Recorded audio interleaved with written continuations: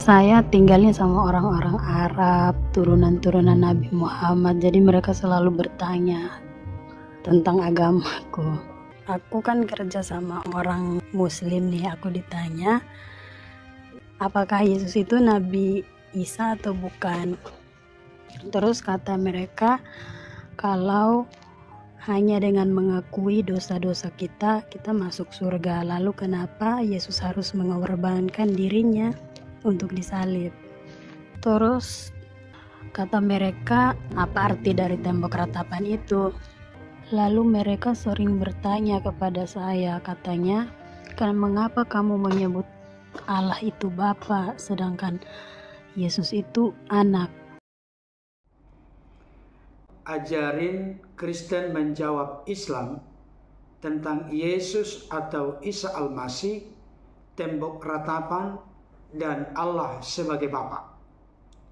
Mari kita simak jawaban-jawaban cerdas Elia Miron kepada seorang Kristen yang tinggal di tengah-tengah orang Arab dan keturunan Nabi Muhammad berikut ini. Halo Ime. Iya Kak Elia. Silakan, ada yang mau ditanyakan? Aku kan kerja sama orang Muslim nih, aku ditanya, apakah Yesus itu Nabi Isa atau bukan? Jadi kalau ditanyakan apakah Yesus itu adalah Nabi Isa? Tidak. Coba kamu bilang sama mereka, di mana bukti sejarah bahwa Isa itu lahir di bawah pohon kurma? Kami punya data sejarah bahwa Yesus itu lahirnya di kandang domba. Kamu punya nggak data sejarah Isa lahir di bawah pohon kurma? Kalau nggak punya, berarti nggak sama. Itu yang pertama. Yang kedua, kamu bilang, ibunya siapa? Ibunya Isa kan Maryam, saudara Harun. Berarti dari suku apa? Dari Lewi kan? Nah, Yesus kami, Bunda Maria itu bukan orang Lewi, tapi orang Yehuda. Bapaknya Eli, ibunya Ana. Sedikit lain. Oh. Begitu. Jadi ibunya aja beda, tempat kelahirannya juga beda. Jadi kalau mereka bilang apakah Yesus kalian sama dengan Nabi Isa? Tidak. Kami punya data sejarah bahwa Yesus disalib dan dia telah bangkit. Kamu punya nggak data sejarah dia itu diangkat? Atau hanya asumsi teologimu doang? Isa tidak tersalib. Nggak ada gunanya Isa yang datang. Begitu ya. Iya. Terus kata mereka, kalau hanya dengan mengakui dosa-dosa kita masuk surga. Lalu kenapa Yesus harus mengorbankan dirinya untuk disalib? Oh ya, dia harus tersalib sebagai tanda pengampunan itu. Ibrani 9 ayat 22. Tidak ada pengampunan dosa tanpa penumpahan darah. Sebelum Tuhan Yesus, orang Yahudi ketika mereka mau meminta pengampunan dosa sama Tuhan, mereka memercikkan darah di atas tutup pendamaian bait suci. Karena darah itu adalah simbol nyawa. Maka mereka memercikkan darah itu di atas tutup pendamaian sebagai tanda pengampunan dosa. Maka Tuhan Yesus juga memberikan darahnya bagi kita untuk pengampunan dosa-dosa manusia. Jadi mengapa dia harus mati? Justru dia harus mati untuk bisa mengalahkan kematian itu. Dia harus masuk ke dalam kematian agar dia bisa menang atas kematian itu. Dengan apa dia menang? Dengan kebangkitannya. Bukan yang mati lalu membusuk begitu saja. Tuhan Yesus berkata, akulah kebangkitan dan hidup. Bagaimana mungkin kita bisa percaya dia adalah kebangkitan dan hidup kalau ia tidak mati? Jadi Tuhan Yesus tuh harus mati untuk membuktikan bahwa dia bukan pendusta. Dia adalah orang benar. Dia tidak suka berdusta seperti nabi yang lain.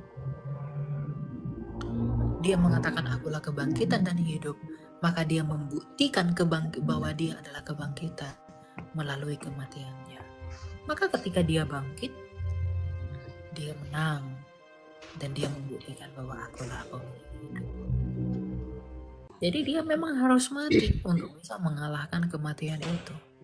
Dan dia harus menumpahkan darahnya sebagai tanda pengampunan dosa buat umat manusia.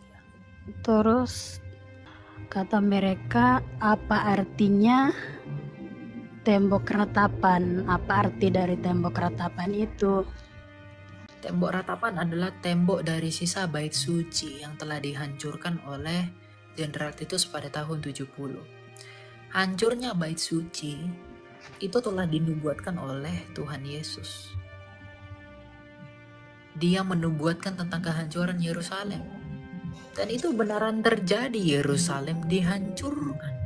Bait suci dihancurkan. Itulah kekuatan Yesus Kristus. Dia sudah menubuatkan bahwa nanti bait suci itu akan hancur. Kita lihat ayatnya ya. Jadi kekristenan itu memang sempurna di dalam kedaulatan Allah. Lukas 21 ayat 6. Apa yang kamu lihat di situ akan datang harinya di mana tidak ada satu batu pun akan dibiarkan terletak di atas batu yang lain. Semuanya akan diruntuhkan. Tuhan Yesus mengatakan bahwa bait suci itu nanti akan dihancurkan. Dan beneran pada tahun 70, 40 tahun setelah kenaikan Yesus Kristus, bait suci dihancurkan. Jadi tembok ratapan itu sisa dari bait suci. Jadi orang Roma itu mau menunjukkan kekuasaannya. Mereka berkata, jangan kita ratakan semua bait suci. Kita harus sisakan tembok barat agar seluruh dunia tahu bahwa Roma pernah berkuasa atas Yerusalem. Maka sekarang tembok ratapan itu adalah sisa dari bait suci yang dibangun oleh Salomo itu.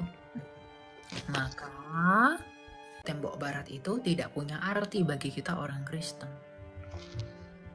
Karena bait suci yang sesungguhnya sekarang kita adalah Kristus. Yesuslah baitnya kita. Kepada Dialah kiblatnya kita. Bukan lagi ke bait suci.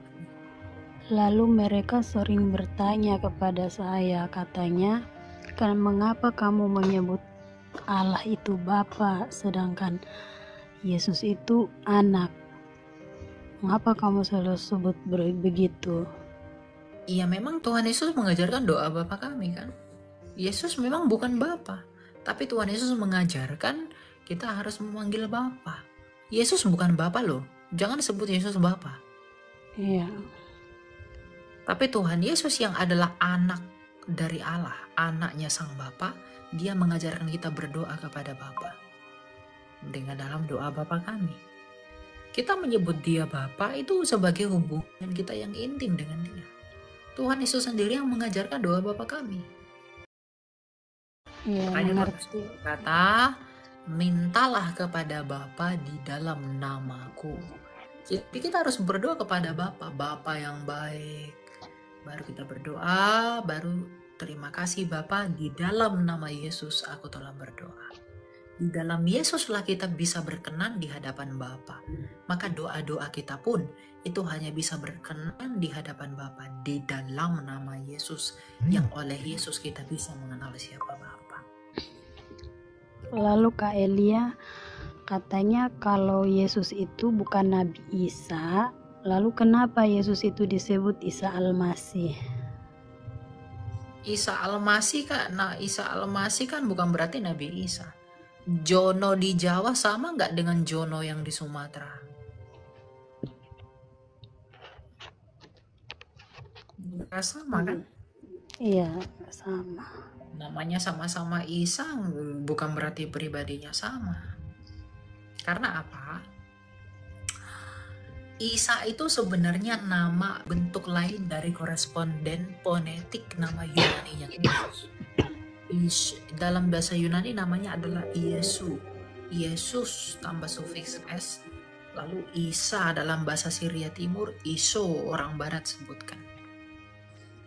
Jadi Isa, Iso, Isa, Yesus, Yeshua, selama itu diambil dari Alkitab, itu adalah pribadi yang sama.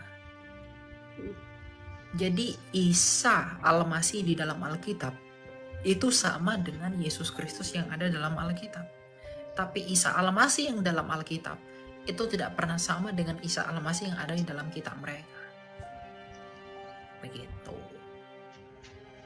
Iya Kak Elia, sudah mengerti. Soalnya saya tinggalnya sama orang-orang Arab, turunan-turunan Nabi Muhammad. Jadi mereka selalu bertanya tentang agamaku. Jadi kamu terus tetap doakan dan juga injili mereka ya. Iya, makasih Kak Elia. Oke, semangat selalu ya. Dalam perspektif keyakinan dan ajaran Kristen, Yesus itu memiliki banyak gelar atau sebutan. Yesus itu adalah Tuhan dalam arti Lord, Kurios, Gusti, junjungan, penguasa. Itu sebabnya di dalam Matius 28 ayat 18, Yesus jelas berkata, "Kepadaku telah diberikan segala kuasa, baik di sorga maupun di bumi." Dari ayat ini jelas kita mengerti bahwa Yesus memiliki segala kuasa, baik di sorga maupun di bumi. Yesus atau Isa Al-Masih yang dinarasikan di dalam Alkitab tentu berbeda sama sekali dengan Isa Al-Masih yang dinarasikan di dalam kitab suci agama lain. Dalam hal ini saudara kita Islam yang kitab sucinya adalah Al-Quran.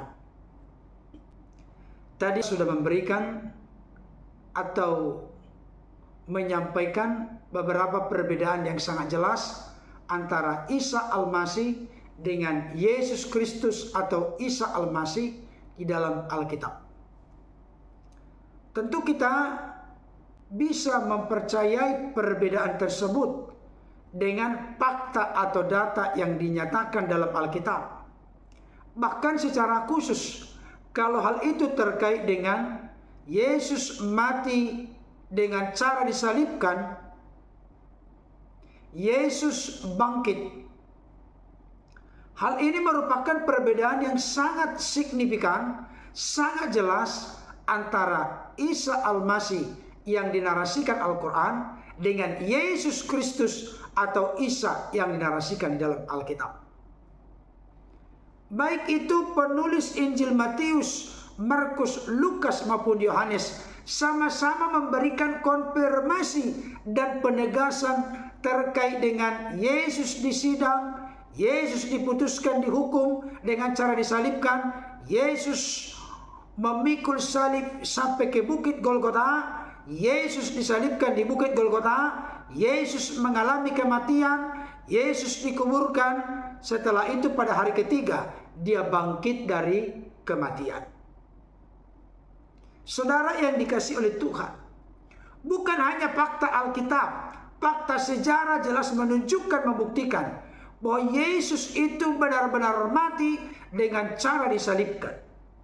Itu sebabnya saya sangat setuju 100% dengan penegasan dari seorang pemikir Kristen, yaitu Dr. Bambang Nursena.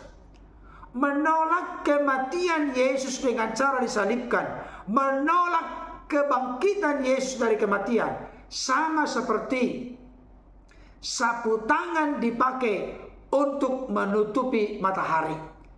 Itu adalah upaya yang sia-sia, sama seperti upaya menegakkan benang basah. Jangankan benang basah, benang kering pun tidak bisa ditegakkan. Artinya sebuah upaya pekerjaan usaha yang sia-sia. Kenapa demikian? Karena realita kenyataannya Yesus benar-benar mati dengan cara disalibkan. Itu bisa terlihat dengan sangat jelas di dalam fakta Alkitab maupun fakta sejarah.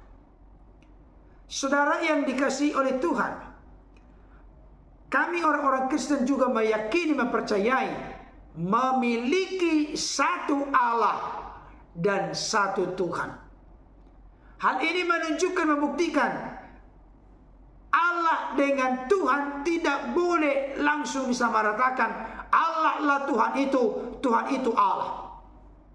Kenapa demikian? 1 Korintus 8 ayat yang ke-6 jelas berkata, namun bagi kita hanya ada satu Allah saja, yaitu Bapa, yang daripadanya berasal segala sesuatu dan yang untuk Dia kita hidup, dan satu Tuhan saja, yaitu Yesus Kristus, yang olehnya segala sesuatu telah dijadikan dan yang karena Dia kita hidup. Jadi kalau kita menyebut Yesus itu Tuhan, jangan langsung terburu-buru, tergesa-gesa mengartikan Yesus itu Allah. Memang kita tahu Allah yang disapa dengan Bapa memiliki kuasa ketuhanan sejak kekal. Sang Firman memiliki kuasa ketuhanan sejak kekal. Roh Kudus memiliki kuasa ketuhanan secara kekal.